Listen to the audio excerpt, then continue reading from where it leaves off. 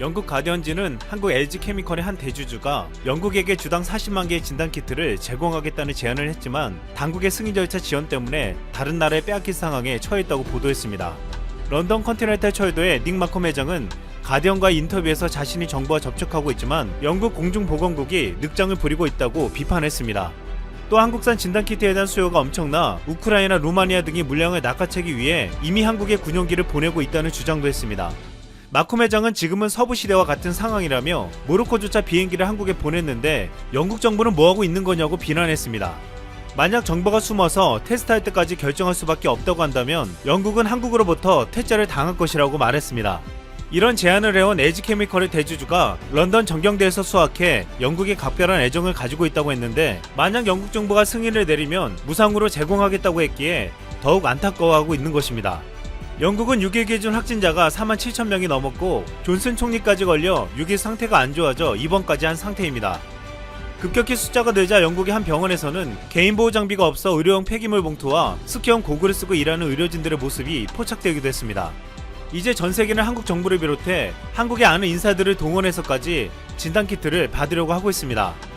현재 진단키트가 부족한 인도네시아 정부의 요청으로 현지에 진출한 LG그룹 4개 계열사는 5만회 검사 분량의 진단키트를 기부했다고 알려졌습니다. 인도네시아에 지원된 진단키트는 LG 계열사들이 긴급하게 나서서 국내 생산 제품 중 여유분을 확보한 것으로 알려졌는데 윤춘성 LG 상사 CEO는 조코 위도도 인도네시아 대통령에게 진단키트를 건네며 인도네시아를 응원한다는 인사말을 전했습니다. 6일 마르틴 비스카라 페루 대통령도 문재인 대통령에게 전화를 걸어왔습니다. 한국이 초기부터 적극적으로 대응해왔던 것처럼 페루도 신속하게 대량의 진단검사를 하는 것이 가장 효과적일 것으로 보고 있지만 그러려면 한국의 기술력, 특히 진단키트가 필요하다며 특별한 관심을 기울여 주신다면 페루도 한국에 버금가는 좋은 결과를 낼 수 있을 것이라고 강조했습니다. 문 대통령은 페루는 지난 1963년 수교 이후 우리와 꾸준하게 우호협력 관계를 발전시켜온 우방국이라며 특히 2011년 양국 간 자유무역협정 발효 이후 서로가 중요한 경제협력 파트너가 됐고 한국은 페루와의 관계를 중요하게 여기고 있다고 양국 관계를 평가했습니다. 또한 문재인 대통령은 지난 28일 페루에 있던 우리 국민 200명이 전세기를 통해 무사히 귀국할 수 있게 해줘 감사 인사를 전하며 앞으로 우리의 방역 및 치료 경험과 임상 데이터 등을 페루 정부와 적극 공유하겠다고 화답했습니다. 초기 한국의 진단키트 제안을 거절했다가 뒤늦게 여론의 문매를 받고 보건부 장관이 사과까지 한 덴마크도 지난 2일 다시 전화를 걸어왔습니다. 덴마크 프레데릭센 총리는 한국산 진단키트와 의료기기 구입에 관심을 나타내며 도움을 달라고 부탁했습니다. 불과 얼마 전까지 전세계 국가들은 한국에 대해서 입국 금지를 선언하며 경계했지만 이제는 전세계 국가들이 한국에게 진단키트를 경쟁적으로 요구하며 방역체계까지 알려달라고 요청하고 있습니다. 지난 27일 나토 수송기로 진단키트를 가져간 루마니아의 한 공항에서 찍은 사진 한 장이 의아함을 주었습니다. 루마니아 앙리 코란다 공항에 도착한 직후 양국 관계자들은 국기를 펼쳐들고 사진을 찍었습니다. 그런데 태극기를 거꾸로 들고 있었습니다. 알고 보니 루마니아 국기도 거꾸로 들고 있었는데 이는 긴급한 구조를 요청하는 신호라고 했습니다. 그만큼 루마니아는 다급하게 한국에 긴급 구조 요청을 한 것이라고 했습니다. 루마니아 국민운동당 의원인 페트로 모비아 의원이 최근 진단키트를 수출한 업체에 감사 편지를 보내왔습니다. 그는 루마니아 국민들이 악전고투에서 최고 품질의 한국산 제품으로 혜택을 볼 수 있었던 것에 대해 깊은 감사를 전한다고 했습니다. 또한 루마니아 국민들은 펄럭이는 태극기 이미지를 올리며 현지어로 이런 말을 남겼습니다. 대한민국은 내 마음속에 있고 영원한 친구가 될 것이다. 일본의 왜곡된 역사인식이 생각보다 심각한 수준에 이르고 있습니다. 실제 일본 포털 사이트에서 한국 역사에 관한 글을 번역해 검색 시에 이러한 내용들이 나옵니다. 독립운동가 유관순 열사와 서대문 과목 8호실 여성 독립운동가들의 이야기를 담은 한거에 관해서는 거짓말 이야기, 조선인의 망상, 생업을 한 건데 굉장히 부끄러운 줄 알아라 라고 하기도 하였으며 야후제편의 독립운동가 3.1절 등만 검색하여도 위안부는 우리에게 협력적이고 술만 따라주었고 폭행 등은 일절 없었다. 한반도에서 구남섬에 온 사람들은 높은 연봉을 스스로 요구 및 자원해서 왔다. 한강의 기적은 일본에서 막대한 경제 원조와 기술 원조를 했기 때문이다 라는 근거 없는 기사와 커뮤니티 글을 수십 개나 확인이 가능합니다. 대부분 일본인의 그릇된 역사 인식으로 자리 잡혀 있었던 거였습니다. 그들의 무논리적인 주장이 원인이 된 시점은 바로 왜곡된 역사에 대한 주입식 교육도 한몫을 합니다. 일본의 중학교과서 82%에는 한국이 독도 불법 점거를 했다는 왜곡된 내용을 기술하였고 아이들이 접하기 쉬운 커뮤니티에는 한국 역사에 관해 전부 허위성, 과장되었다라는 글이 판을 치고 있으니 성인이 되면서도 본인들의 잘못을 절대 뉘우칠 수 없는 환경이 되어버리는 것입니다. 심지어 한국이 일본을 위해 선행을 표하는 순간에도 철저히 무시하는 태도를 보였습니다. 동일본 대지진 때는 조속한 복구를 응원하며 세계 5위로 일본에 성금 기부를 했으나 일본 미디어 매체에서 발표한 성금 순위표에서 한국을 일부러 제외해버리기도 하였습니다. 그들은 아직도 한국을 식민지로 생각하는 듯한 언행으로 역사를 왜곡하는 것뿐만이 아닌 한국을 무시하고 모욕하고 있던 것이었습니다. 한국의 역사는 한국인들만이 주장하는 내용이다 라고 하면서 말이죠. 그러나 일본인들이 그토록 주장했던 말이 무색해질 정도로 전 세계에서 일본의 만행을 기사로 보도하기 시작했습니다. 한 패션 브랜드에서 3년 동안 꾸준히 알리던 진실의 목소리에 해외 언론사에서 주목을 하기 시작한 겁니다. 해외 언론사에서 일본의 만행을 기사로 보도하며 왜곡된 한국의 역사를 알리는 기업에 주목하고 일본 731 부대의 만행에 대해 숨김없이 기사 내용에 담아냈습니다. 한국의 기생충이 유명해지면서 덩달아 한국의 역사 관련된 영화들이 주목받으며 자연스레 한국의 역사에 대해 알리던 기업까지 주목을 받게 된 겁니다.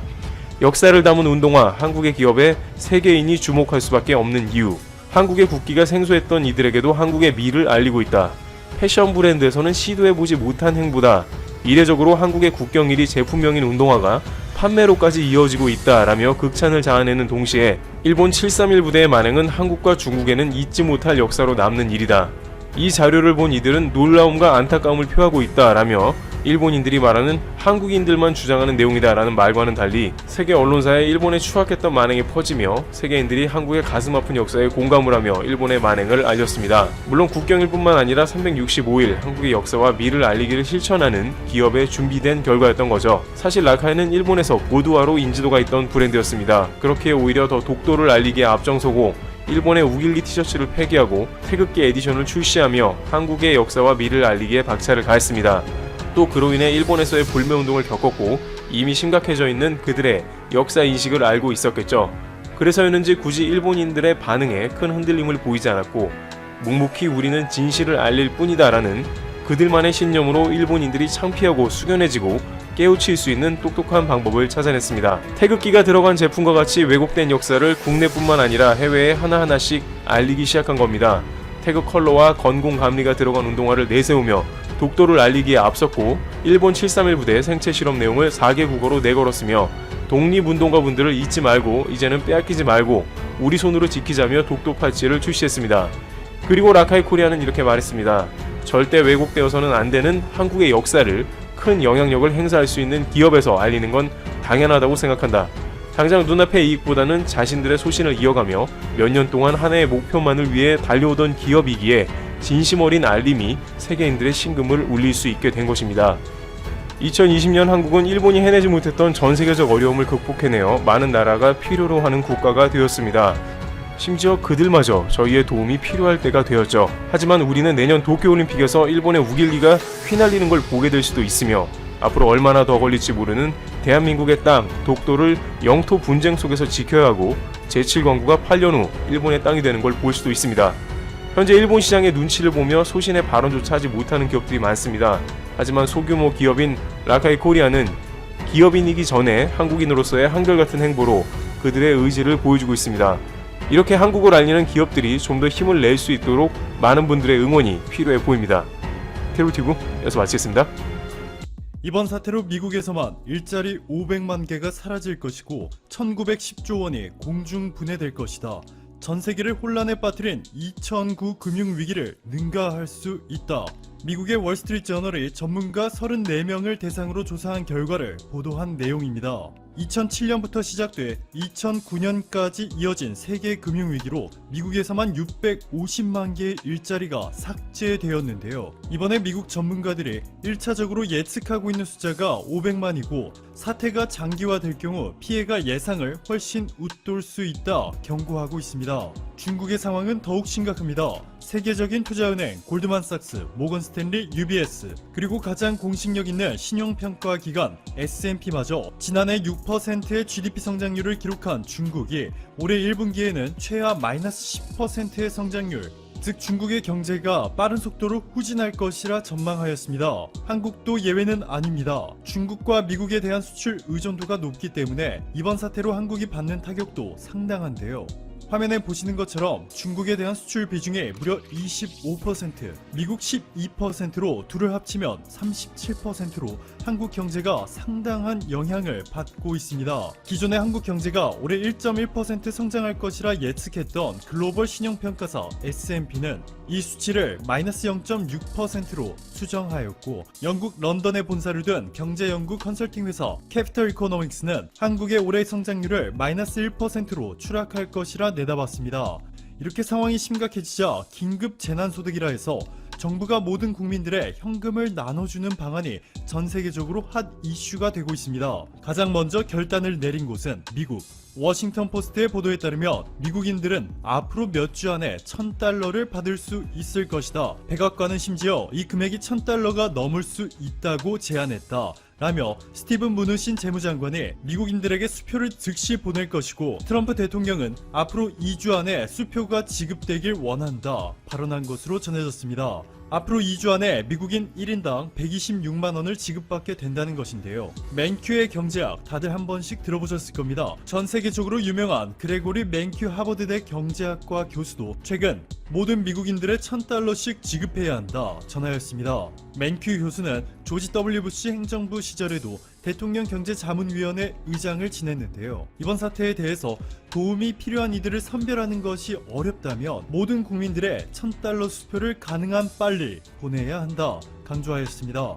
또한 맨큐 교수는 세금 감면 등의 어정쩡한 조치는 이번 사태로 직장을 잃어 낼 세금조차 없는 이들에게 전혀 도움이 되지 않는다며, 중앙정부가 직접 개입해 현금을 나눠주는 방안이 효과적이라 설명하였습니다. 한국도 과감한 결단을 내리려 하고 있습니다. 이인영 민주당 원내대표는 지금 같은 상황에서는 일반적인 논리를 과감히 버리고 새로우면서도 충격적인 사고와 변화로 맞대응해야 할 것이다 라며 긴급재난지원금을 강력히 추진해야 한다 전했고, 머니투데이의 단독 보도에 따르면 정부 여당이 대한민국 전국민 80%에 100만원씩 지급하는 방안을 추진 중인 것으로 알려졌습니다.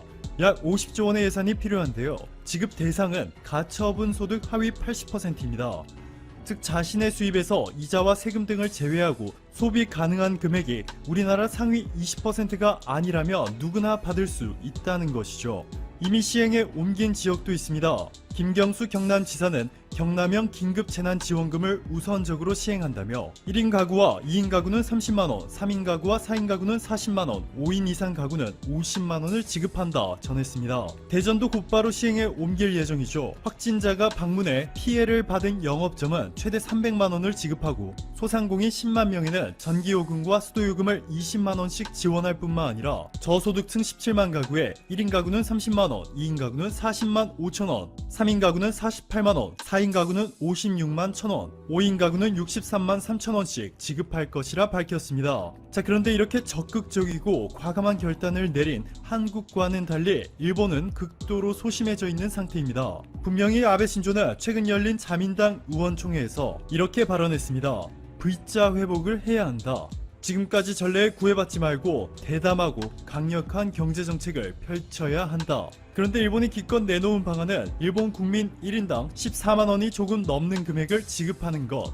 미국과 한국은 100만원씩을 추진하고 있고, 심지어 홍콩도 150만원을 지급하기로 하였는데 일본은 상당히 초라하죠. 이는 지난 2009년 글로벌 금융위기 때 일본이 모든 국민들의 1만 2천엔씩 지급했는데 일본인들이 소비를 하지 않고 그대로 저축해버리는 바람에 효과가 거의 없었던 데다가 올림픽 연기가 사실상 확정된 것으로 전해지면서 일본이 감당해야 할 경제적 손실이 상상을 초월하고 있습니다. 최근 USA 투데이가 보도한 바에 따르면 캐나다 출신의 딕 파운드 IOC 위원이 인터뷰에서 IOC가 가지고 있는 정보를 기반으로 말하자면 연기가 결정됐다.